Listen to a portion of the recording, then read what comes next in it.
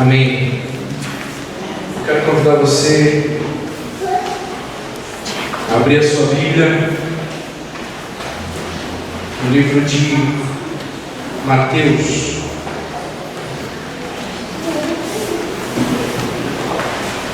no capítulo 5.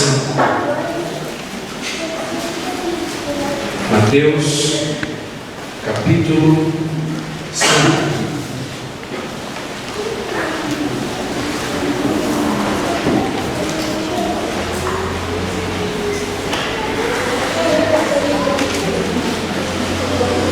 Amém? Irmãos, a palavra que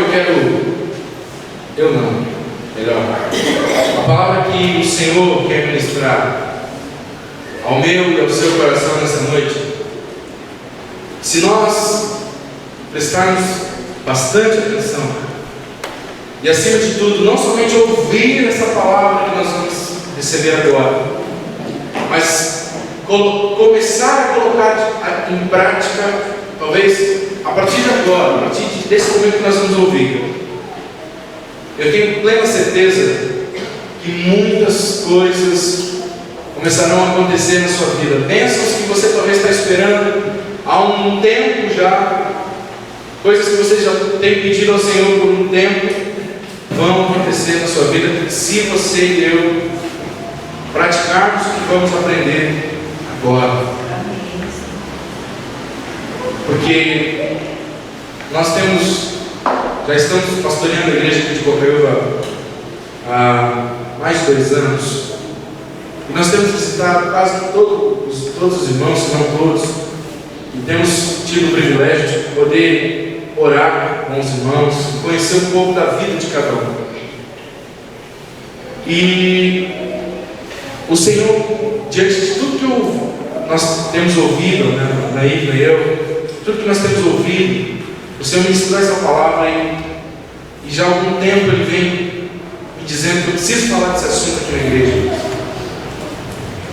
Eu quero que você abra então a sua Bíblia no livro de Mateus, capítulo 5, versículo 24, que nós vamos ler, 23 e 24. Né?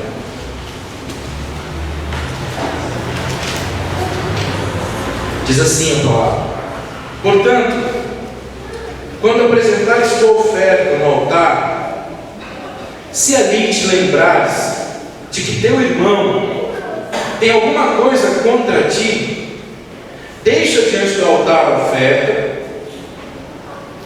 e vai primeiro reconciliar-te com teu irmão, e depois vem apresentar a oferta. Esse texto é tão fácil de ser lido, não é mesmo? Mas vamos agora abrir o nosso coração e absorver o que o Senhor Jesus está nos dizendo. Todos nós, no passar do tempo, no decorrer da nossa vida, muitas vezes acabamos sofrendo algum tipo de, acabamos contraindo problemas muitas vezes com outras pessoas. Às vezes esse problema se apresenta dentro da igreja. Às vezes esse problema que eu estou falando hoje aqui se apresenta no nosso casamento, no ambiente de trabalho, na família biológica de cada um, enfim. Mas do que está falando, pastor? Eu estou falando da falta de liberar o perdão, ou da falta de pedir o perdão. É impressionante como a gente tem facilidade para pedir que o Senhor perdoe os nossos pecados, mas quando se trata de nós perdoarmos ao próximo, ao nosso irmão, nós acabamos esquecendo que Jesus disse assim, que para que os nossos pecados fossem perdoados, nós deveríamos perdoar. E esse texto é muito claro, irmãos. Ele diz assim: se você vai na igreja, porque o nosso culto aqui é uma oferta que cada um de nós está apresentando ao Senhor, e a gente vem aqui, canta e ouve a palavra e dá o nosso dízimo, dá a nossa contribuição em oferta, em dinheiro, fazemos tudo corretinho.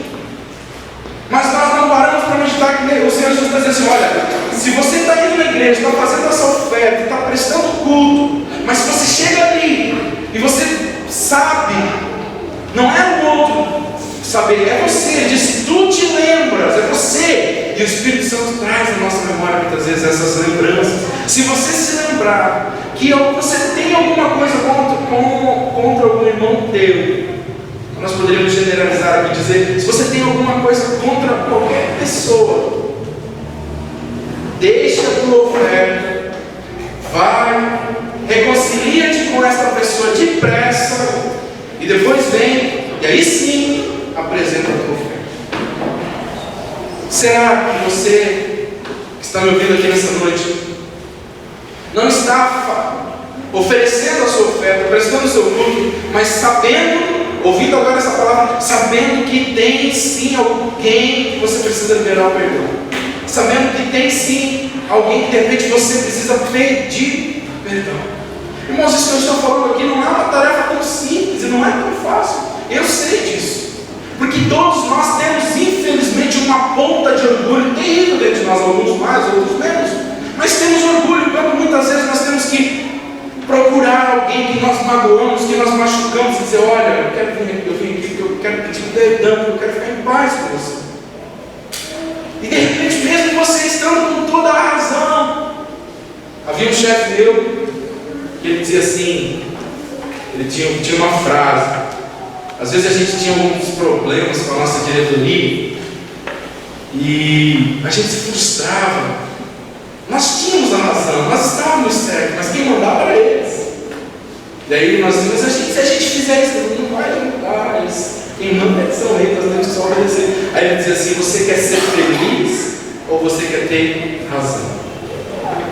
E isso se aplica muito no nosso casamento. Quando o casal começa a querer mostrar quem está com a razão, os dois começam a perder. Mas quando paliativamente os dois aprendem a abrir mão do seu orgulho e muitas vezes dizer: olha, nós dois estamos errados, então vamos deixar essa situação de lado e vamos ser felizes. Isso tem que acontecer também nos nossos outros relacionamentos. E o Paulo, quando escreveu aos Efésios, no capítulo 4, verso 26, ele diz: não deixe o sol se pôr sobre a tua ira. Irmãos, não é para passar de um dia. E tem gente que tem rancor da infância, de coisas que aconteceram há 10 anos atrás, há 30 anos atrás, que está aqui dentro. É um câncer que está fazendo com que os ossos da pessoa doam, com que a carne dela esteja toda estragada. Isso é sobrecarga, é o que Jesus disse para a gente ir para Ele tirar essa sobrecarga. Irmãos, eu vou mostrar para você aqui nessa noite, o Senhor vai mostrar para nós o quão terrível e perigoso é quando nós não procuramos resolver esse tipo de situação, quando nós não liberamos o perdão, quando nós não procuramos a reconciliação, quando muitas vezes nós queremos: deixa do jeito que está, é melhor não mexer nisso. Quando eu e você deixamos isso dessa forma, eu vou ser bem direto e claro: nós estamos deixando portas abertas na nossa vida, por onde, eu não tenho dúvida, Satanás vai enviar ali os seus agentes, e eles vão entrar por essa porta, e eles vão fazer um estrago muito grande na sua vida, se você deixar essa porta aberta. A porta do rancor, a porta da amargura, a porta que você não consegue perdoar, que você não consegue pedir perdão. Se você está com essa porta aberta, eu lamento, irmãos, mas você está deixando uma porta muito grande aberta, por onde Satanás está entrando e está fazendo você sofrer, está frustrando talvez o projeto de Deus na sua vida. Para a gente entender melhor essa questão, eu queria que você, por favor, abrisse então a sua Bíblia também em 2 Samuel.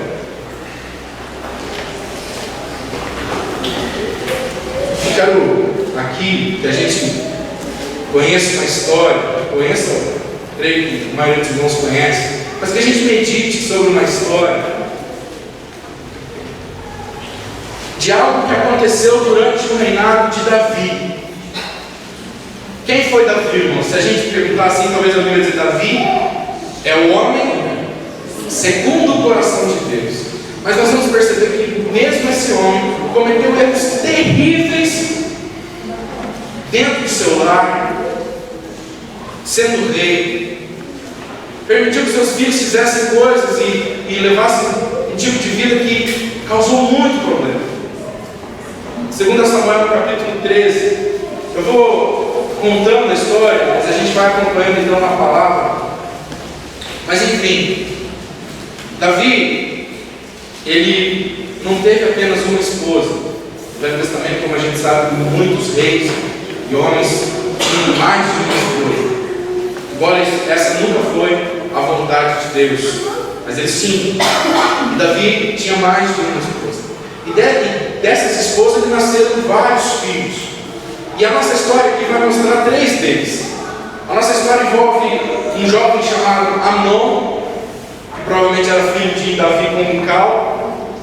E também vai envolver um jovem chamado Absalão, que tinha uma irmã chamada Tamar, que eram filhos de Davi com outra mulher, mas não deixavam de ser irmãos. Absalão e Tamar serem irmãos de Amnon. E a Bíblia então vai contar nesse capítulo 3, se nós fôssemos ler aqui, a gente vai ver que Amnon, ele se apaixonou pela sua irmã, por Tamar. A Bíblia fala que ele adoeceu de paixão por Tamar. E aí então, esse Amnon tinha um amigo da onça. Eu digo assim, sabe aquele amigo que sempre dá aquele conselho que vai totalmente contra a vontade de Deus? Esse amigo de Amnon era Jonadab. E aí então Amnon foi conversar com Jonadab e falou: olha, eu estou apaixonado pela minha irmã, eu já não sei o que fazer porque eu chego a estar doente por isso. Então ele disse assim: mas olha, por que você não faz de conta que você está doente, deita na tua cama, e aí você fala para o teu pai: ó, antes que a Tamar venha fazer uns bolos para mim aqui na minha casa, e aí ela vai vir, e quando ela vir, você faz o que você quiser. E o Amnon, filho de Davi, fez conforme o conselho desse amigo da onça. Se deitou na cama, se fingiu de doente. O pai dele veio ver o que ele tinha e disse assim: ah, eu estou meio doentinho, manda a Tamar vir fazer uns bolos para mim aqui. Por que você pega a tua irmã? Não, eu quero só ela vir aqui, gosto tanto dela. Davi, não percebendo a maldade, foi lá e falou para Tamar. E Tamar, irmãos, Tamar vem na maior da boa vontade. Ela não imaginava o que ia acontecer. Tamar vem então até a casa do seu irmão e começa a preparar refeições para ele, bolo. Ela diz que ela prepara tudo perante ele, vai para assar, tira da forma. E quando ela vai servir para ele, diz: não quero comer esse bolo. Aí ele manda que todo mundo saia, os criados, as pessoas, deixa eu sozinho com Tamar. E quando todos saíram, ele agarrou Tamar. Ele agarrou Tamar. E a Bíblia diz que ele era muito mais forte que Tamar. E Tamar disse: por favor, não faça isso, nós somos irmãos, vai ficar muito feio para o nosso pai, não faça isso. Mas Amnon estava obcecado. Olha, porque quando a pessoa está envolvida pelo pecado é terrível. E ele acaba estuprando a própria irmã. Ele violenta sexualmente a própria irmã. E diz a Bíblia que esse homem, de tão apaixonado que ele estava, de repente aquela paixão se transformou em um nojo. Que depois que ele teve relação com a própria irmã, a Bíblia diz que ele sentiu um nojo tão grande dela que ele escorraçou ela na sua casa. E ela disse: meu Deus, o que você fez agora? Vou sair aí pela rua, como que você não interessa? Sai. E ele mandou para os criados jogar-se pela porta fora. E então Tamar sai dali chorando, violentada. Imagina a situação dessa moça. E aí eu quero chegar exatamente nesse ponto. Davi sabe da história, sabe de tudo. Diz o versículo 21 do capítulo 13 que quando Davi soube de todas essas coisas, ele ficou furioso. Irmãos, não basta ficar furioso diante de algumas situações. As situações que nós precisamos resolver, por mais dolorosas e difíceis que elas sejam, tem situações que eu e você precisamos resolver. E Davi foi falho, porque ele ficou furioso, mas ele não tomou nenhuma atitude com relação a Amnon. Não repreendeu Amnon, não fez nada.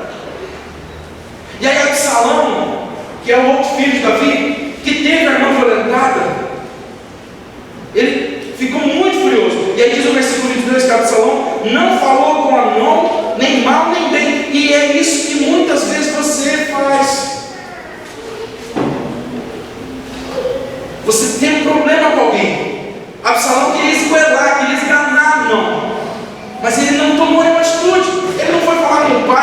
falar com o irmão, ele ficou guardando aquilo no coração. E quando eu e você deixamos essas portas abertas, o diabo entra e começa a falar no nosso ouvido, fazendo com que a raiva dessa pessoa aumente. Esses problemas mal resolvidos é uma porta que muitas vezes nós deixamos e o diabo se aproveita disso e faz um estrago, muitas vezes, no meio da nossa família, na nossa vida. Olha o que o texto diz: Absalão não falou nem mal nem bem. E diz no versículo 23 que depois de 2 anos que ele ficou alimentando aquele rancor, aquela raiva dentro do seu coração, 2 anos, irmãos, aí ele resolve agir. E ele age da pior maneira. Quando eles iam tosquear suas ovelhas, eles faziam um grande banquete, uma grande festa. Então ele vai até seu pai. Talvez ele ficou esperando que Davi tomasse uma atitude, mas Davi não fez nada. 2 anos se passou, ele não mandou prender Amnon, mandou chicotear, não mandou fazer nada. Tamar tinha sido um estupro, tinha acontecido dentro do palácio e Davi não tomou atitude nenhuma. Ficou imparcial. E talvez Absalão ficou esperando que Davi tomasse uma atitude, mas ele não tomou. É terrível. E aí então 2 anos passou, um dia Absalão foi, então eu vou tomar uma atitude. Ele dá esse banquete e ele manda chamar todos os irmãos dele, inclusive o pai. Aí o Davi fala: não, eu não vou. Então manda os seus filhos, manda Amnon. Aí Davi pergunta: mas por que você quer tanto que Amnon venha? E aí a Bíblia diz que tanto que Absalão não insistiu, ele permitiu que o Amnon fosse. E quando Amnon foi participar desse banquete, Absalão já tinha tudo armado. Absalão contratou uns homens e disse: olha, quando ele estiver já alegre por causa do vinho, matem ele. Matem Amnon. Olha que coisa, irmãos, terrível. É um negócio mal resolvido. Um estupro acontece, nenhuma atitude é tomada, agora vai acontecer um assassinato. Que coisa terrível. A porta que você deixa aberta para Satanás vai cada vez mais piorando. Um problema que você tem com alguma pessoa que você não resolve, cada vez vai piorar.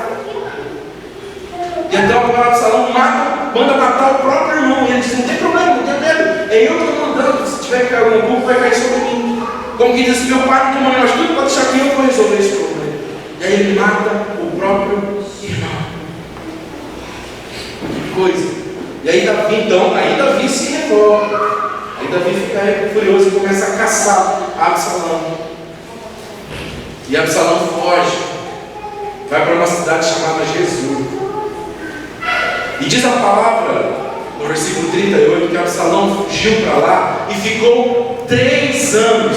Lembra que ele já tinha passado 2 desde o estupro? Então são 5 anos que esse problema, que só aumenta, está acontecendo na família de Davi e ele não toma nenhuma atitude. Será que na sua vida não tem um problema parecido com esse que se arrasta há mais de 5 anos?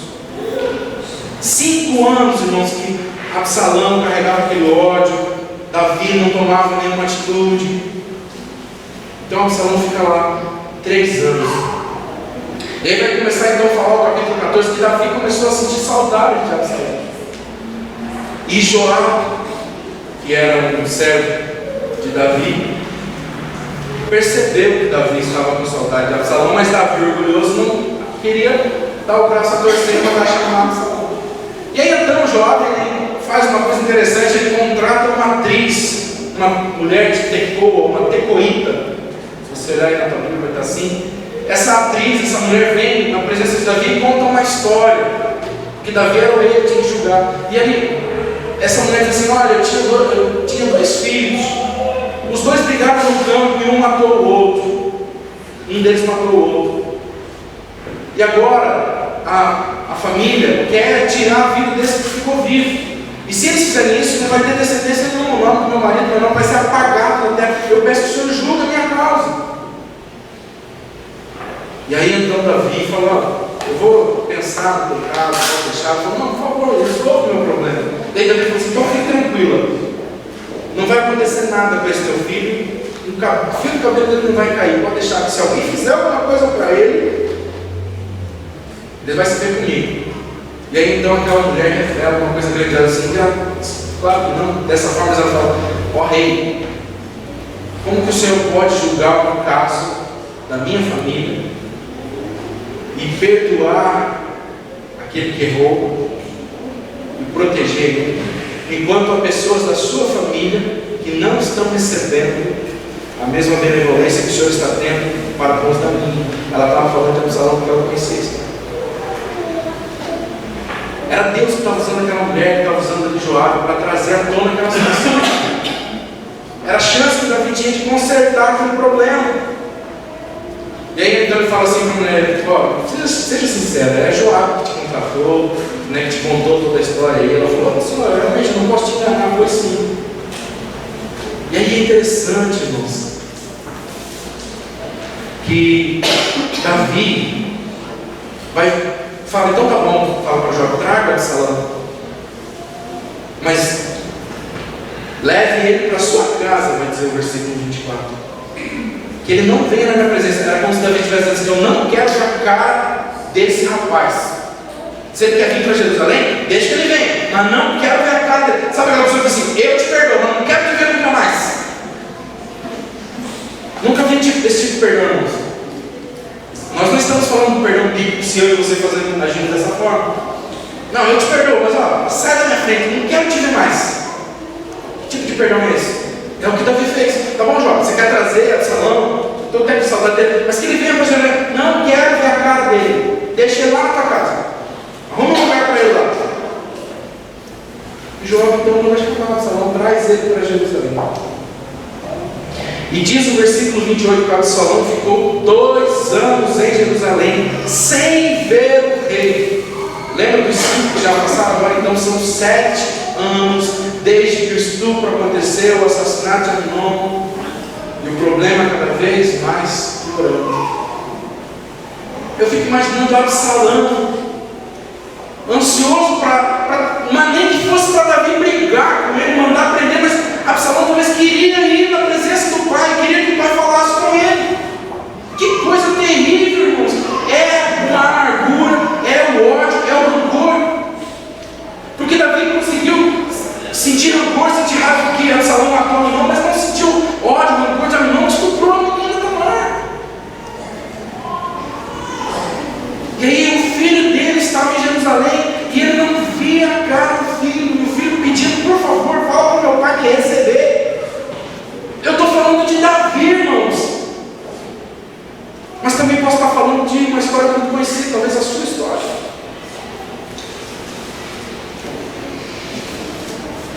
7 anos que Absalão não viu o pai.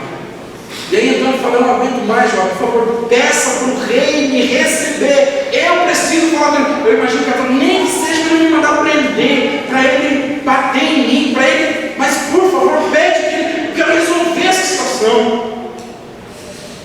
E aí então Joabe intercede, Absalão é recebido no palácio. Mas é impressionante. A Bíblia diz que o rei chamou Absalão e ele foi à presença do rei, no versículo 33, e prostrou-se no chão diante do rei. E o rei beijou Absalão, mas não disse uma sequer palavra. Um beijo. Era como se fosse uma audiência com qualquer outra pessoa, não com o filho dele. Vamos há problemas que eu e você precisamos resolver. Precisamos falar sobre esse assunto. Precisamos pedir perdão, precisamos liberar o perdão. Por caso contrário, esse negócio só vai piorar dentro de você. Eu costumo dizer que quando nós não perdoamos alguém, é como se nós tomássemos um copo de veneno, querendo que esse veneno faça mal para a pessoa a qual nós não perdoamos. Porque aquele veneno só vai fazer mal para a gente mesmo. Assim como não liberar o perdão só faz mal para a gente. E aí, para encerrar a história, para contar a história, Absalão sai dali da presença do rei, vendo que não tinha jeito. E ele começa então a fazer um complô contra o próprio pai, acaba tomando o reinado do seu pai. Jesus em tudo. Então, mesmo que essa outra pessoa não mereça o seu perdão no seu julgamento, é seu dever. Porque nós não merecíamos ser perdoados por Jesus, mas fomos. Então nós oramos: Pai nosso que estás no céu, céus. Santificado seja o teu nome. Venha a nós o reino, seja feita a tua vontade, assim na terra como no céu. O pão nosso de cada dia, dá-nos hoje. E oramos. Perdoa as nossas dívidas, assim como nós temos perdoado aos nossos devedores. Talvez Jesus esteja ouvindo essa oração, talvez os seus pecados não estão sendo perdoados porque você não está perdoando o seu irmão e o seu convívio. Eu tenho certeza, irmãos, que essa palavra está falando com muita gente comigo. Agora, o que você vai fazer diante de tudo que você ouviu aqui nessa noite? Não compete a mim. O Espírito Santo de Deus deu essa palavra para a igreja. Se você vai agir, se você vai obedecer, vai fechar essa porta, essa brecha, está aberta na sua vida. E impedir que Satanás continue agindo na sua vida. É uma decisão sua. Eu espero que sim. Eu queria orar aqui com você, irmão. Queria que nós ficássemos todos em pé. Nós vamos orar nesse momento, com fé. Pedir que o Espírito Santo de Deus nos ajude. Porque realmente essa tarefa de perdoar ou de pedir perdão, como disse, é sempre difícil. Mas eu quero que você feche os seus olhos. Irmão, irmã, agora é só você e Deus nesse momento de oração. Você sabe se há alguém ao qual você precisa perdoar, ou se há alguém ao qual você precisa pedir perdão. Você sabe. Assim como eu sei os meus. Não podemos simplesmente ignorar tudo que nós ouvimos aqui nessa história. Então eu quero que você possa orar agora, falar com Deus e dizer: Senhor, me dá força realmente para fazer isso, para liberar esse perdão, para pedir perdão, Senhor, porque essa pessoa que machucou tanto. Conte aí para o Senhor. Mostra para o Senhor. Peça para o Senhor quebrar o teu orgulho. Peça para o Senhor tirar esse orgulho da sua vida que tem te pedido.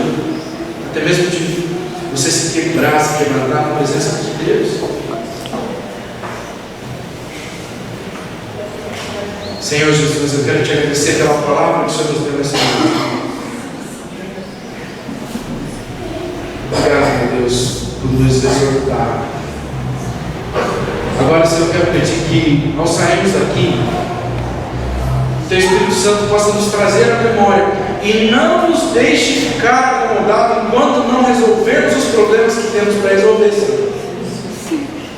Eu quero pedir, Espírito Santo de Deus, que o Senhor age na vida dos meus irmãos, na minha vida. Não permita, Senhor, que nós venhamos a nos acomodar quando magoarmos alguém, fomos magoados por alguém.